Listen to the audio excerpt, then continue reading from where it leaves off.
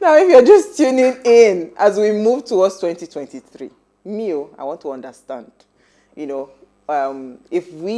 we have judicial autonomy, what can this mean for us as a nation, and what is the reality of that even happening? I want to know if it is feasible, and if it is feasible, what can we do to make it happen? Now, please let us hear what you have to say. Remember, you can join this conversation. Tweet at us at WadeShowAfrica1 with the hashtag WadeShow, or send us an SMS or WhatsApp to 081-803-84663. Lami, why are you looking at me with corner eye? I was going to ask before we went on break. When we were talking about the issue of the Attorney General, I think it takes us back to the issue of separating the role of the Attorney General and Commissioner for Justice. Don't you think so? I think it's also the time, because it's part of it. Attorney Generals are political appointees. Yes. So I think that body, that office should be separated, because how can you attack your the person that employed you? Yes, your employer. No, so I think that it's just that as Africans, there is this gene in us to be that does not want to do the right thing, or to just want shortcut to everything in life. That's the problem. Because if, for example, as Attorney General, something is going on. I was a national legal advisor of APC at the point in time, and there was some things going on that I couldn't stand. I left, now I resigned. Yeah, and the same thing happened with my membership of APC. I told them, so I feel that I'm beginning to keep back company. I must leave. And I left. So there must be a point in the life of a man. You must stand for something. That's what I just said now. When you are saying, where is the role of sacrifice? How many people are willing to fight this through to see the end of this matter? Because for me, it doesn't have to be all of us. It doesn't have to. You see, let me tell you the reality. Like, I used to have a professor, my teacher. In fact, I always consider him my mentor. Later, yes, Jelili Omotola. He said, the fewer, the greater share of honor. So we don't need to be many. We only need a few people that are on the same page to make the system work. Some people must sacrifice, not all of us, few, minority. In most cases, effect changes, not majority. Majority, in most cases, are usually ignorant.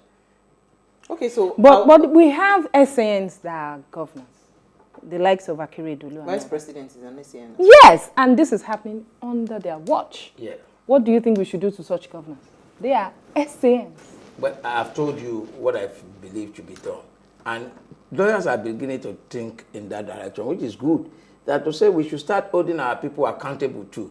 Just like the Nigerian Medical Association start holding their people in government accountable. If you do or perpetrate certain things that you ought not to do, as a minister of health, for example, they discipline you. They can't remove you, but they can discipline you. Okay, so this, because you said something about writing petitions against the attorney generals of each of the states, right? I was going to ask, are there any petitions that have been written now to those current, the 36 No, I'm not aware any has been done, because from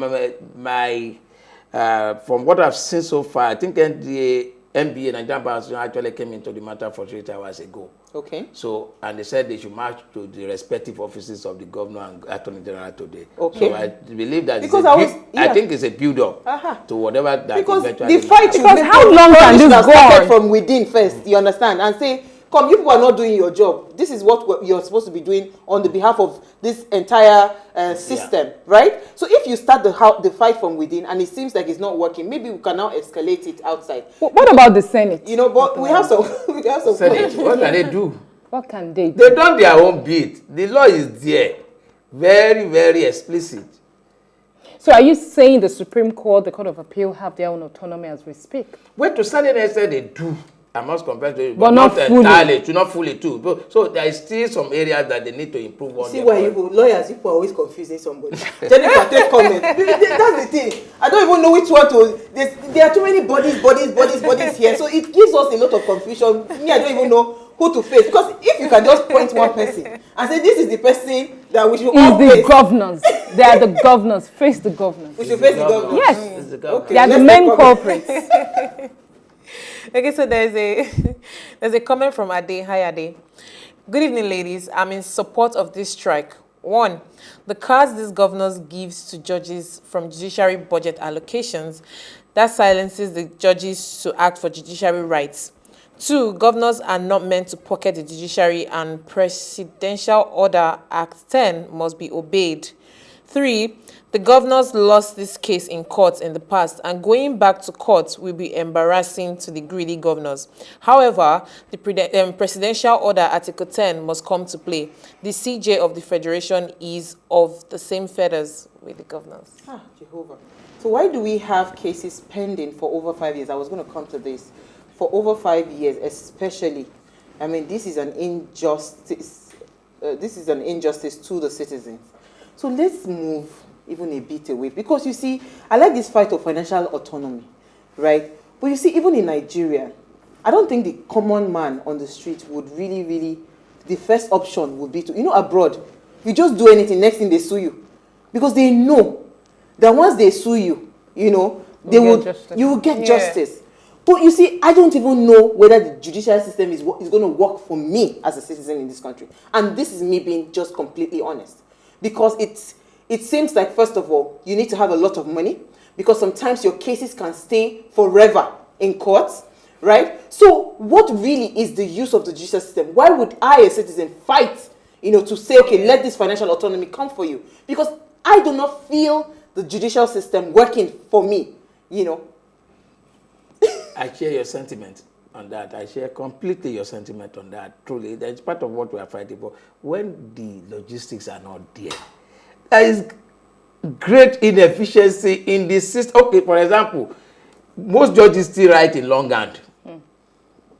And how many cases can they do in a day writing in longhand? It's not possible.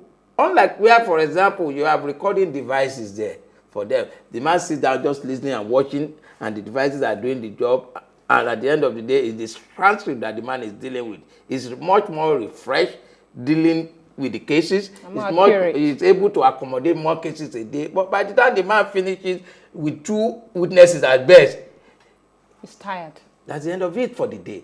So this part of what we are talking, somebody somewhere needs to do this investment. That investment must come from the fund of the judiciary that is not in their custody right now. That fund needs to be in their custody. That is the point you can start heaping blame on the judiciary. I've just told you about the issue of electricity. At times we are in the courtroom. And we are fanning ourselves. We are fanning ourselves. At times the judge cannot even see. Once the light is off, that's the end. Everybody goes home for the day. And your judge will have to take the next turn. Dr. Banire. Your case, sorry. So why can't we fight for these governors to do their job, which is provide the infrastructure, because that is part of the job of the executives, right? Provide this infrastructure for things to function in your state.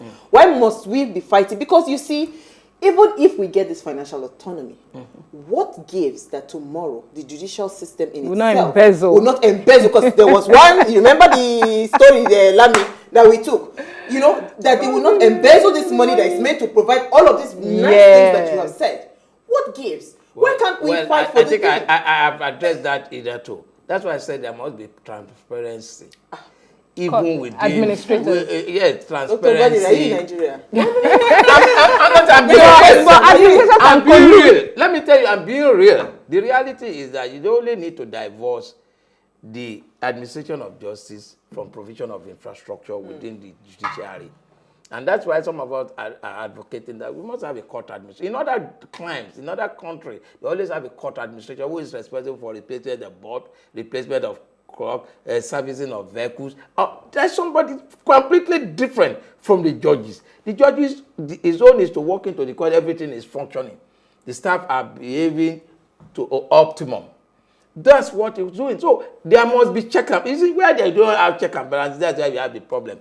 If you divorce the chief judge office from that of the court administrator, and you have your internal audit, you have your external audit, everything put in place, and somebody somewhere is used as a scapegoat, should there be any infraction, then we start heading somewhere. Not overnight, it can't be overnight, but at least let's one step at a time. Let's even achieve this one first.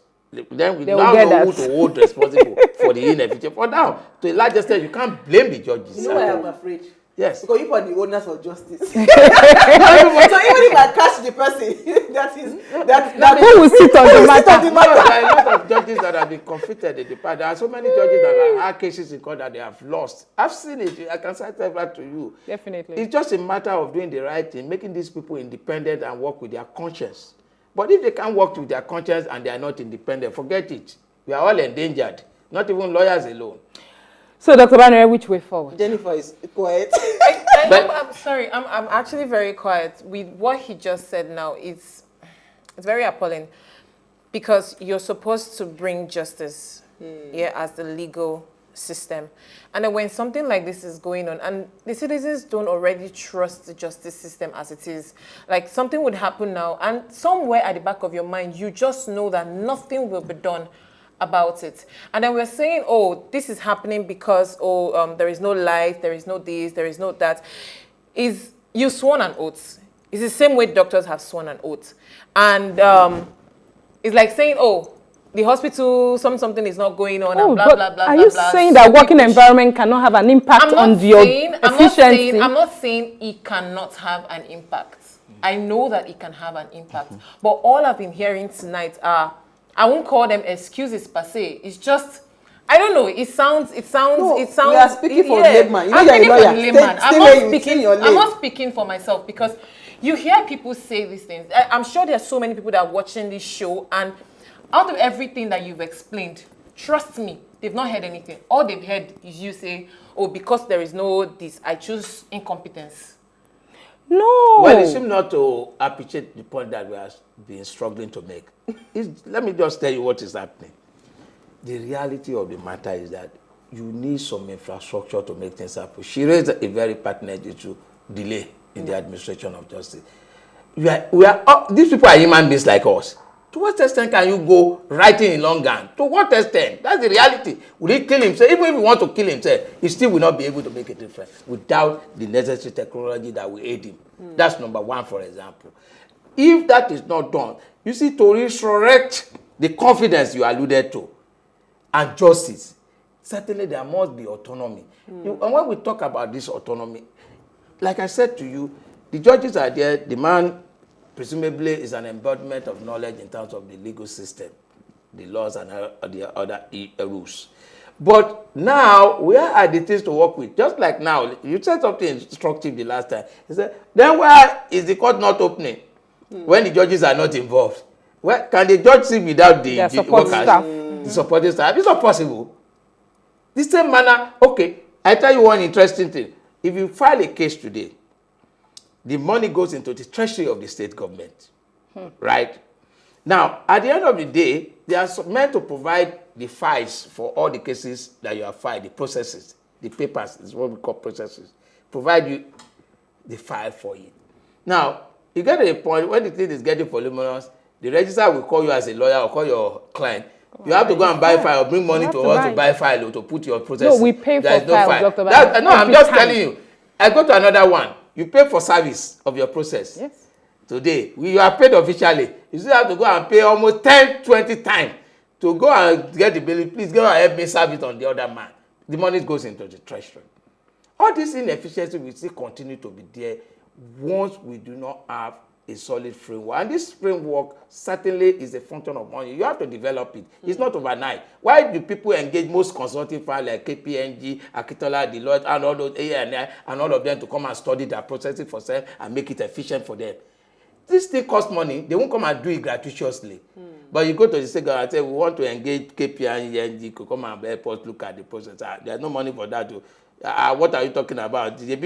Is it not just to pick fight there and call the cases? What are you talking there, Chief Judge? There's no money. We want to do road now. We want to do water. That's more important too. They do not see the value of justice. The value of justice. What they see is brick and mortar.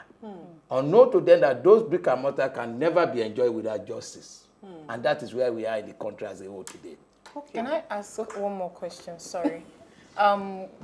When we said that they wanted to give them financial autonomy, and I think you both said something that what's the guarantee that they won't embezzle funds. So let's say the government listens and they put all this in place. Now the question is, how many incorruptible judges and lawyers do we have? Judges? Oh, you can't. You see, there is a system. Again, I pardon you because you are not a lawyer. There is a process for disciplined judges, both corrupt and those who engage in any form of misconduct. We have the National Judicial Council that deals with such issues. And it has nothing to do with their pay or this autonomy. It has nothing to do with it at all. If anything, it's likely to even insulate them from corruption. That's what will happen. Because if, for example, you are meant to give me a house, and you are giving me my house at the right time, I don't have to pay extra rent or look for a house within the city and so on. The temptation to want to go and take pride is minimized. Okay. The same manner is vehicle. So if you give me my dues, that's why we are even saying that judge's salary is safe. That's another issue. Kettle of fish. Judge's salary also needs to move. Can you believe today that the chief registrars of court earn more than judges? Because there has been continuous review of their salary. But because judge's salary has assumed under a particular legislation, since 2008 till date, no judge's salary has been increased. Wow. 2,000. So how can you get a high court judge? High court judge basic salary is barely don't some few minutes over 500,000. Don't tell people. And all the inflation has been happening since 2008. Let me take a wait. So how are we supposed to get the best to the bench? We are if it's not lucrative. But I was going to say that, remember what Abacha said, that if insurgency lasts beyond 24 hours, somebody is enjoying it. Yes. So I'm thinking, because what you said about, going to file cases over and over again, somebody asking you for, what's it called, money provide to file or give money. So now, elongating the process of justice, right? Somebody is benefiting from it. Don't you think so? So who are those that are benefiting from prolonging some of these cases that, you can quickly, easily do dispense. That list is endless. So are you sure, why I asked that question, are you sure that those people that have been benefiting from this lopsided system, don't you think that they will not be ready for this kind of... They don't have to be ready. I can tell you for free, they are in the minority, extreme minority. Really? They are in the extreme minority. So we overrun them with time. Don't worry about that one. So Rafael Akori from Zaria says, our major problem in this country is lack of any functional system in place. So nothing seems to be working any longer, and our courts are former glory of themselves. Do you agree with this? I agree. You're all just agreeing. Yes, because look, I don't pretend. People that know me know I'm not good at pretending about any issue. In fact, I will graduate that observation beyond that. What their problem is that we do not have institution, much less strong institution. That is it. It's as simple as that. We don't have institution. You see, I tell you something now. If they bring out today, let's say 50 head of government parastatals, and say, come, how many of you have studied your Bible? What do I mean by your Bible? The law establishing you. Yes. You can't find 10 of them. That is supposed to be their strength. That is where they derive their legitimacy. But they never even look at it for once. And if they look at it, they will now know. I give you a good example. During the Magus confirmation, when the Department of State Security wrote observation to say this man is not fit for this office. And so a lot of people wrote up to in the same executive, is DSS not part of executive? Why would president sponsor somebody and they are writing a negative report? Whereas we all know that in a place where we have institution, DSS can even write against the president. FBI in America, you observe what's happening. Everybody should be allowed to do their job. You must do your job in accordance with your law. That is what is called institution. The rule of law at all times must be allowed to reign. Once you displace the rule of law, what you have is rule of man. Rule of man is simply anarchy. Yeah. Simple. And that is the challenge we have. That's why I said I will graduate beyond where his own observation to say that, you see, the problem of Nigeria as a country is myriad. It's too much. At times I wonder where to start addressing them from. Honestly, that's the reality. Let me say final question, because we truly have run out of time. What would be the solution? Yeah, right? What are we looking at? Because 2023 is coming, right? There is one hand where there has been a lot of agitations, people's consciousness about politics and governance and what you're talking about, now focusing more on who we're electing as legislators and all of that. That consciousness is somewhere heightened, right? We are aware now that we can't just be looking at just executives alone. So what should we be looking out for as young people, first of all, towards 2023? Then for the future of the judicial structure in Nigeria. If this autonomy does not happen, what eventually will become of our judicial system? Well, let me come from the rear. It just must happen. There's no option to that one. There's no alternative. It just must happen. Not because we even want it to happen, because the law says it must happen. So it must happen. It's as simple as that. There's no other way to it. And I'm glad that I understand the governors are beginning to sing positive tone now, but not to the extent that one will be comfortable with. So we expect a proper structure to be put in place for that, for the actualization of that objective. That's for that. But for 2023, a lot needs to be done. Part of what needs to be done is that the electoral system itself needs to be addressed. That's fundamental. You see, for me, the fundamental problem we have in the country is having a credible leader. And by extension, if you like, say credible leaders, by the time you start talking of the legislature who will be elected also, how do we ensure that those people are product of legitimate process? That is very critical. And like I said to you, if you look at the statistics in Nigeria, we continue to have voters apathy because people seem to have lost completely confidence in the electoral system. So there is a need to reboot. And to reboot, you need a lot of enlightenment, particularly on the part of both I call them the vulnerables. There are too many people, majority of people, as I said to you, vote in this country are the vulnerables.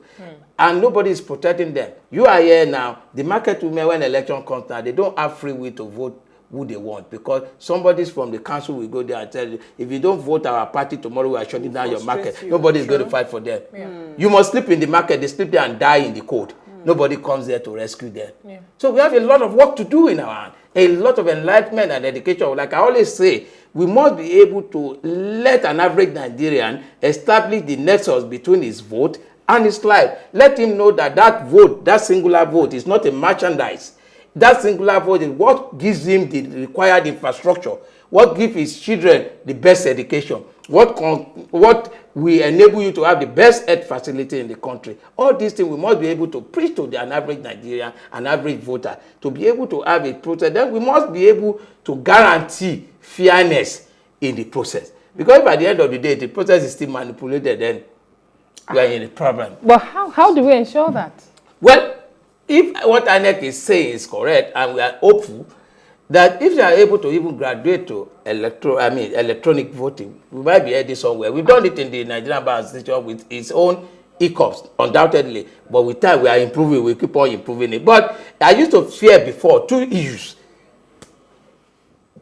bandwidth in terms of internet penetration, two, the challenge of education of those people who will use it. But with what they said now, they said they have about 23 or 53 bidders for it. I'm sure they probably will be able to use the GPS system to be able to extend to all the nooks and corners of the country, particularly where we do not have internet penetration at all.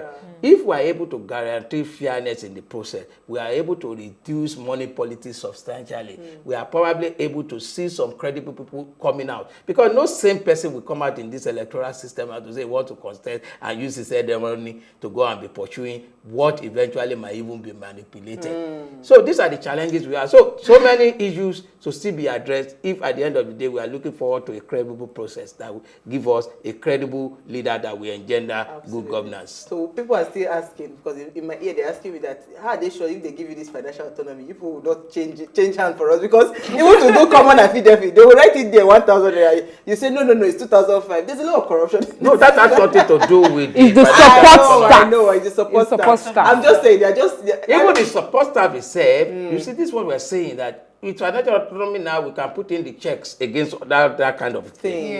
There are some people who, for example, could work covertly, irrespective of that, who will pretend to be somebody who a litigant and be able to arrest, use some people as scapegoat. But now, where is the fund to use for all those things? To pursue that. Wow, thank you so much, Dr. Banire.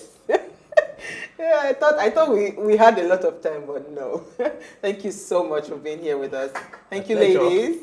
All right, so Ways was birthed from the need to inform, inspire, and influence lives towards action. And this year, we started our CSR focused on curbing unemployment in Nigeria.